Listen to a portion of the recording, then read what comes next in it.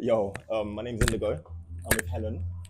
Helen is the author of one of the most powerful books that I've read in the last few years. And I can't recommend enough. Anyone that's finding it hard to navigate this transformation that we're going through on the planet, this is a book that will give you direct guidance. Um, so thank you for being with me here today, Helen, in Broadstairs. We're right near the sea. Um, if you could introduce yourself and also just explain to people the process of how you came to write in this book. I brought the book through a process that's called automatic writing, and it happened for me in like a really unassuming way. I was going through a really difficult time in my life. Wow. And I was seeing a therapist helping me guide me through it, and he suggested that I do it's called like an inner child healing technique, where you write with one hand, you ask a question, so like, how can I help myself, what does my child in me want to express, and then you swap hands and you write with the other hand the answer. So that's how it started. I started to write with my left hand, couldn't understand it, and then I just thought, one second, I'm going to try the exercise with the same hand. And then all of a sudden, what I wrote, I was like reading it back, thinking, this is not from my like Was little it coming child. from you? Yeah, it was just coming. It sounds really out there, doesn't it? It was like I was just writing, and what was coming out was all this like wisdom about how to heal myself. Wow. And that's how it started. Okay. And then I just kept writing, and that was the start of connecting in with higher wisdom, basically. Okay. And allowing it to just kind of come through. I'm just a how do you call the vessel? That? Yeah, exactly. Yeah. So this book is authored by the Divine Council and Helen Jane Rose. It's interesting you put your name under that. It's showing how humble you are in the fact that you're recognizing it's not your message, you're channeling this message. Absolutely. Absolutely. Right now in the world, there's a lot of anxiety, a lot of fear, and it's very hard to navigate. Yeah. What's like the essence of the message for people? Is there hope right now? Without a doubt. There's hope. Yes, without Good. doubt. We are here for this time in history. Okay. And we are here to help remind people that they're so much more than they think they are. And that if they can connect into that inner strength, that inner power, their soul, whatever we want to call it, then they can help to be a light in the world. Wow. Yeah, because people can feel very insignificant, small, and like their efforts or their spirituality, there's nothing that they can do to try and change what's about to come, which is, the death of an old system and a brand new, incredible, orgasmic, amazing world that we're about to create. One of the things that I really resonated in this, though, and I'm only about a third of the way in, is that in order to face the shadow of the world, we have to face ourselves first and foremost. We have to really look at ourselves in the mirror and recognize the shadows that are coming up, because simultaneously them same shadows are coming up in the world. And if we can, this is what I'm getting from your message and from my own truth, if we can alchemize this pain, these shadows, then on the macrocosm, it will also alchemize and transform. Is that kind of correct? 100%, 100%. Absolutely. And it's almost like this is how I see it. For each one of us that can alchemize, I love that word, inwardly become a vessel of peace, actually ourselves. We are emanating that consciousness out into the world. And that's why we're here. We want to see peace. We want to see harmony, right? We want to gone greed, gone competition. So if we can in our own life overcome all our shadows, all our fears, we've all got so much stuff, right?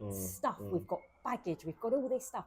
If we can clear that, we can become such a powerful force of change in this world. Wow. Yeah, it's so true. One of these, in the book, there's a lot of daily affirmations. Yeah. I want to read one or two of them if I can. So one of my messages is that you actually aren't who you think you are. What you are is actually an accumulation of your parents' opinions, the system's opinions, the government's opinions, your sex opinions, your race opinions. And if you can discard all of that, recognize you are the soul, and you can start acting upon the soul, that's when your true power comes. And a daily affirmation here says, I am my soul is me. As the day goes on, I trust that this will become more and more real to me. I am my soul is me. I've been saying that for a few hours now this morning, recognizing that actually it's my soul that's leading me, it's not my mind. And then one of the other affirmations from the first chapter, okay, this is important, maybe we could discuss this afterwards. Okay. The more I make inner peace my priority, the bigger the gift I am being to the world. The more I make inner peace my priority, the bigger the gift I am being to the world. And right now, in the so-called truth movement, so many people are burning out because they're actually not in peace. They're trying to like aggressively tell everyone, look at the world, look how everything's fallen, this is our moment. When actually now, I think you say it in this book, or the Divine Council say it, we're now calling you away from being awakened to being enlightened. Yeah, and when you're enlightened, you recognize that the frequency, the stillness within you is so much more powerful than having a placard outside of like Downing Street, which I've done. We've been there. I've been there, you know, and it's a powerful way. But you talk about how if you're doing that, there's still duality, you know, like they're wrong and I'm right, and waking up, open up your eyes, when in fact the stillness, the Zen, is now the most powerful position to be in. And it's not a new age concept where we just like sit there passively waiting for Joshua to come and save us and stuff like that. It's actually gathering back the fragments of our soul we've given and distributed to so many people and bringing it all into ourself now. Does that resonate? Yeah, completely. Yeah, it completely does. Yeah, Mm-hmm. yeah. And then we come from a different place. We take outer action, but we're coming from a different place. Mm-hmm. We're coming from a place of creation rather than resistance in a way. Yes. Yeah. So we're creating we're creating the changes that we want to see. Mm-hmm. Which we have to be above the systems. The current systems that are crumbling, they have to. Because they're all based on corruption, greed, all these different, right? And so, yeah. Yeah. Do you have a message for anyone right now that's just really finding life full of fear? What would you want to share with them? And there's a lot, so grab the book. But what's the essence of this? How do we remain hopeful? How do we feel powerful? I believe that we feel powerful by actually remembering who we are. Our whole society was set up really for us to forget our divine essence, that we are yes, a it soul. is. Yeah.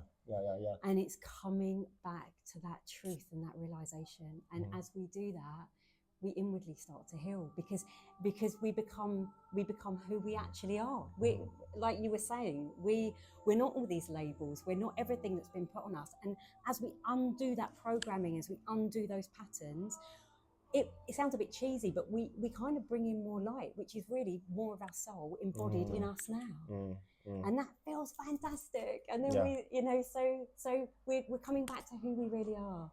And I believe that that's part of the shift that, you know, that's talked about. It's not just physically things coming down. It's almost like us coming up, if you like, and embodying who we really are. Yeah. And that might sound a bit kind of big and out, and that, yeah. Well, most people don't know who they are. They've forgotten who they are. They've severed their soul connection. Yeah. They've given it to false religions, ideologies, and fear. And to step back into that now, like we were saying earlier, we create a stillness. And then that stillness will then be reflected in our external environment. Even if it's just in your own family situation, you just bring stillness to your family, which is so much more important than aggression or fear, you know? So I guess the message for me as well is you've got to try and rise above the fear. Because you aren't fear. The fear is everything outside of you. You are actually just unconditional love. Life is eternal, yeah? And it's going to be some difficult days to navigate. But remember that you're eternal. I love you, by the way. I don't think I've said that to you yet. I love you too. And beautiful Joanne, whose shop it is, she was the person that gifted me this. And I just deeply felt that these words have landed in my hands for a reason. And a third of the way through, and it's blowing me away. It's exactly the piece of guidance that we need right now for people, because there's physical warriors, there's all different kind of warriors, but people in this room, we're the spiritual ones. And we're fighting it from a different level, you know? And man, the Divine Council by Helen Jane Rose, The Coming Times, a pathway to inner peace. And inner peace is our biggest weapon. So I love you. Oh, I love you. Thank you. And thank you. Wow. Thank you, beautiful King here, the cameraman.